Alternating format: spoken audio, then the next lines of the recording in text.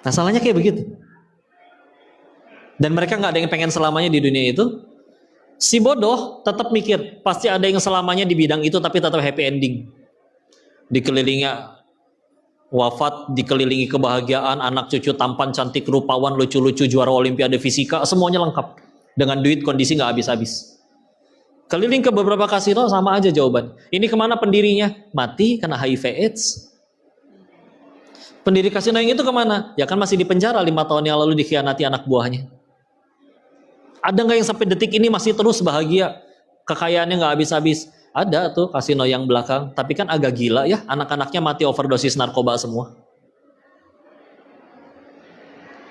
Ketika dikatakan bahagia itu sederhana, memang semudah mengganti sudut pandang sebetulnya.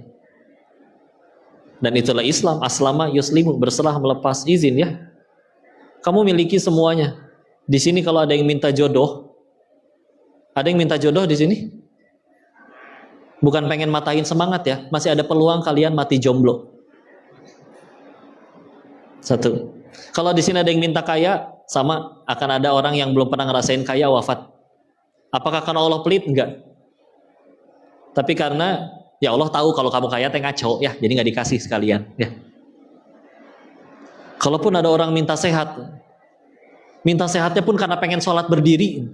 Ada orang yang ya Allah dia minta sehat cuma karena pengen sholat, ngerasain sholat berdiri itu kayak gimana? Karena selama sakit rebahan. Itu pun nggak dikabul. Apakah karena Allah benci? Enggak. Tapi bisa jadi akan ada harinya dia bersyukur, alhamdulillah saya yang sakit ya Allah. Gara-gara sakit surga saya boro-boro maksiat. Tiap hari terkapar sambil zikir, maka bisa jadi surganya lebih terjamin daripada yang sehat tapi maksiat. Harta belum tentu dikasih, jabatan belum tentu dikasih, jodoh belum tentu dikasih, sehat belum tentu dikasih. Ketahuilah ada satu doa yang kalau ini yang kalian minta pasti Allah kasih. Minta apa? Minta hidayah. Cobain nanti malam bangun, duaan aja sama Allah, curhat apa aja terserah boleh. Ya Allah, ini hambamu pulang bawa dosa ya Allah. Tapi kalau malam ini hamba diizinkan minta, hamba minta satu aja ya Allah. Anugerahkan hati hamba ini hidayah ya Allah. Karena kalau sudah ini yang kalian punya, ke jalan hidup kalian seperti apapun tetap bisa nemu jalan bahagia. Tapi kalau nggak ada Allah, kalian punya segalanya pun ngambek. Berapa para maling negeri ini kan nyolong duit ini dalam keadaan udah kaya sebelum nyolong. Kenapa nyolong melulu? Atau bahkan berapa banyak ternyata istrinya lebih cantik daripada pelakornya? Sampai disebut ternyata jadi pelakor nggak perlu cantik, hanya perlu apa? Gatel, betul. Makanya kemana-mana bawa salep 88 ya. Ini sepenting itu ya. Tadi sambil mendengarkan karyanya Bang Raim dengan sound yang begitu mendukung, menunjang. Mungkin yang dekat duduk mendengarkan, termasuk saya ngerasain namanya goosebump ya. Merinding ini Masya Allah. Tapi saya mikir ya Allah, ini orang merinding karena apa? Jangan sampai karena karyanya atau orangnya, tapi melupakan penciptanya. Karena sambil ngedengerin beliau, ya Allah dari tadi, yang mungkin saya lupa tidak di semua kajian berdoa seperti ini, ya Allah, kalau dengan karya seorang manusia saja bisa membuat orang sebegini merindingnya, maka izinkan aku mengantarkan lisan yang membuat orang akan bergetar mau memikirkan siapa pencipta segala-galanya. Oh ya Allah, karena malu. Alhamdulillah kalau misalkan sampai kita fokus sama pemberiannya, bukan sama pemberinya. Contoh, saya ngasih tutup gelas kepada Bung Raim. Mungkin nyampe rumah dibuang. Tutup gelas, semua punya dan yang ngasih orang biasa. Yang ngasih orang biasa. Tapi bayangkan kalau misalkan tutup gelas ini, yang ngasih misalkan Rasulullah SAW. Dilaminating ini bisa jadi. Dijaga pakai nyawanya.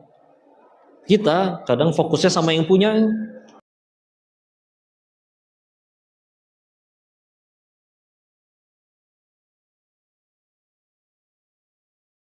Begitu akhirnya hilang, nangis, baru jadi masalah. Sedangkan nangis itu ada dua. Ada yang nangisin masalah, ada yang nangisin Dosa penyebab masalah. Mana yang jadi solusi? Nangisin masalah atau nangisin dosa? Nangisin dosa. Ya. Maka saya kehilangan alasan untuk tutup di sana. Dunia mulai membosankan, yang di sana nggak pengen selamanya, dan juga di sana nggak ada yang berakhir bahagia. Maka cepat atau lambat mesti pulang.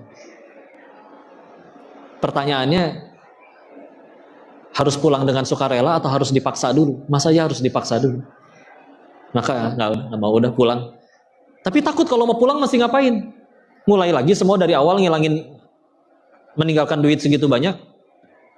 Lagi takut sama masalah rezeki, di kasino, di tempat judi. Lihat YouTube.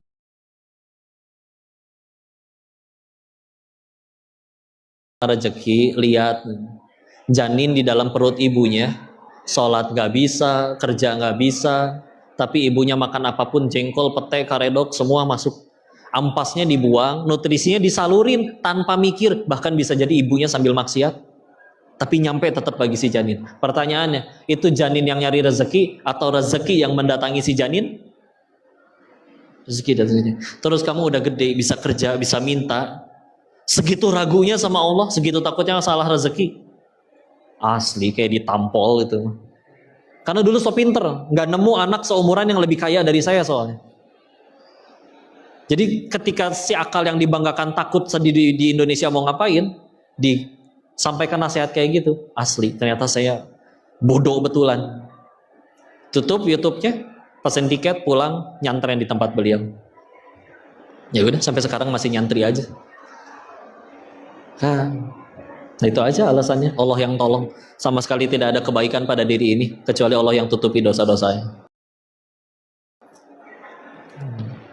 Ini mungkin pada itu juga pernah tahu ya. Iya. Pernah dengar kalau perputaran judi online ini itu cukup luar biasa. Saat ini udah tembus 1 triliun. Ini hitungannya masalah serius karena nilainya udah sama dengan simpanan di bank syariah. Dan 100 kali nilai dari transaksi investor saham syariah. Iya. Nah, menurut Pak Dedes, bagaimana seharusnya dilakukan supaya kita itu tidak terpapar oleh godaan judi online? Gini, ngaji. Karena kalau ditanya apa penyebab judi online masih ada, salah satunya satu, alasan paling kuatnya ya, nggak takut sama Allah, udah gitu aja.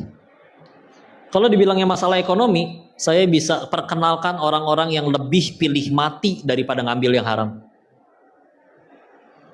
Berarti bukan masalah ekonomi dong. Tapi ketika akhirnya nggak yakin sama Allah, oh jangankan nyolong bos, jangankan judi. Masalahnya ilmu semua orang tahu, tapi yakin yang mahal. Apakah semua koruptor itu mereka korupsi gara-gara nggak tahu hukumnya?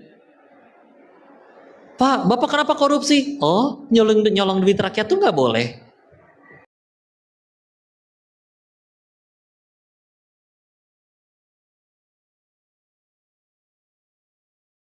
Cuman masalahnya nggak yakin.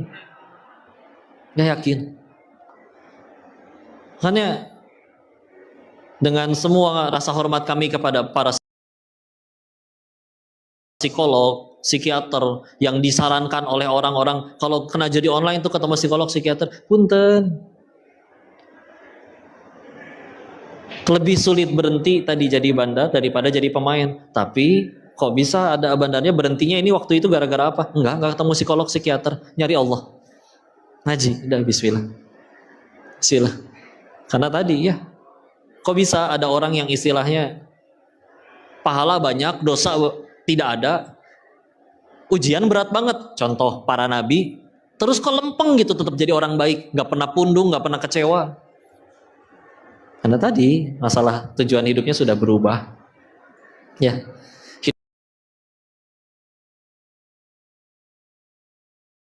bahagia, tapi berapa orang yang kubahagiakan? Sudah berubah. Ya. Maka jawab survei sederhana ini ya. 1, apa kita semua punya keinginan? 2, apa Allah juga punya keinginan? Iya punya. Allah ingin kita bahagia, selamat. 3, dari lahir sampai detik ini jujur, banyakkan mengejar yang Allah suka atau yang kita suka? Kita suka. 4, udah banyakkan ngejar yang kita suka, bahkan sebagian sudah tercapai, kok masih sulit bahagia? Maka harus berapa kali patah hati dan kecewa lagi baru sadar bahagia itu adanya pada apa yang Allah suka, bukan apa yang kita suka. Kita sih hidup cuma ngajar yang kita suka melulu. Padahal kata siapa yang kita suka selalu menyenangkan.